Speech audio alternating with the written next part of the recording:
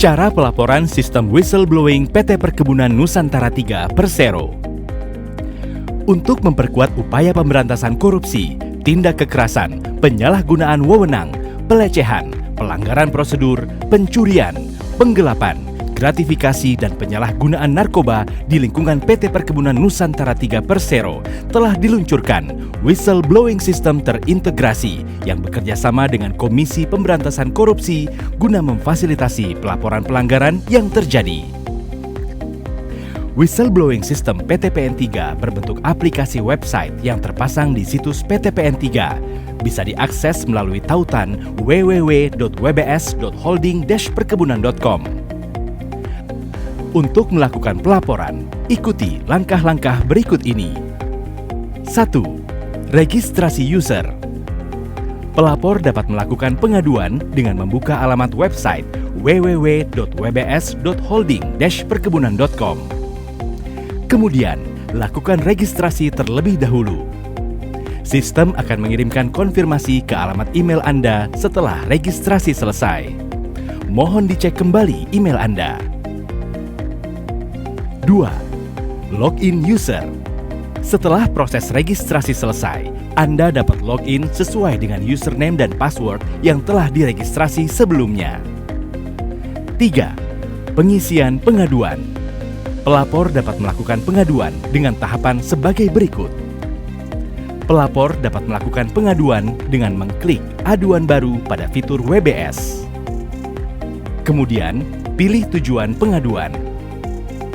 Isi judul pengaduan. Kemudian, jelaskan pengaduan secara rinci pada kolom uraian pengaduan. Sampaikan pihak-pihak yang terlibat beserta jabatannya.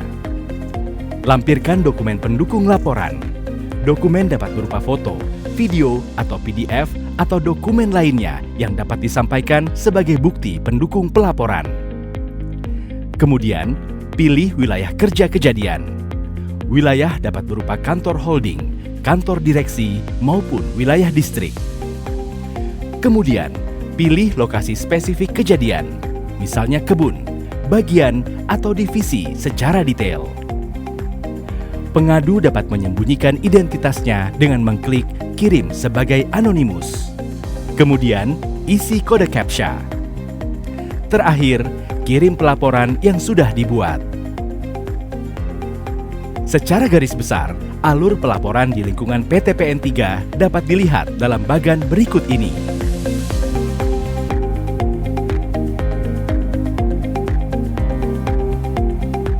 Setelah melakukan pelaporan, berikut hal-hal yang dapat dilakukan melalui sistem whistleblowing ini. 4. Pengecekan status.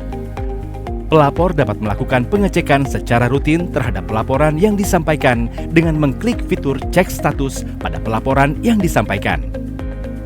5. Komunikasi pelapor atau view tim WBS.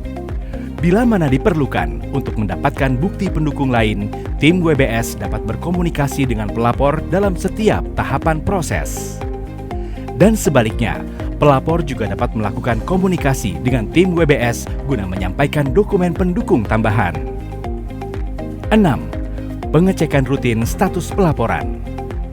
Diharapkan, pelapor dapat melakukan pengecekan secara rutin terhadap pelaporan yang disampaikannya untuk mendapatkan update perkembangan laporan atau bila mana ada komunikasi dari tim WBS untuk memperoleh dokumen pendukung lainnya.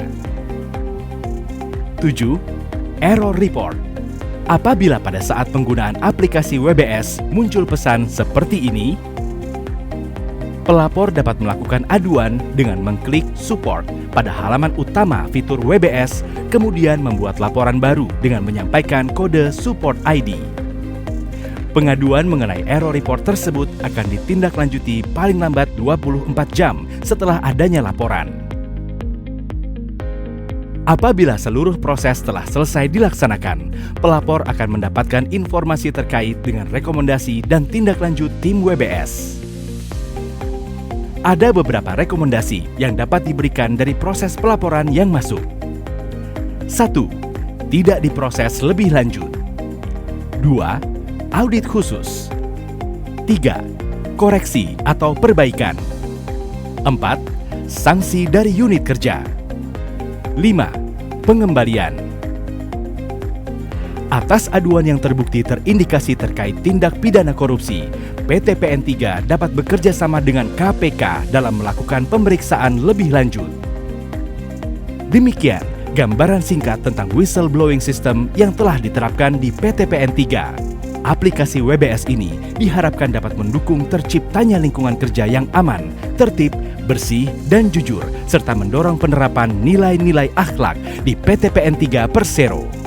Partisipasi kita adalah bentuk dari komitmen bersama untuk menghasilkan kondisi kerja yang kondusif dan penerapan tata kelola perusahaan yang baik.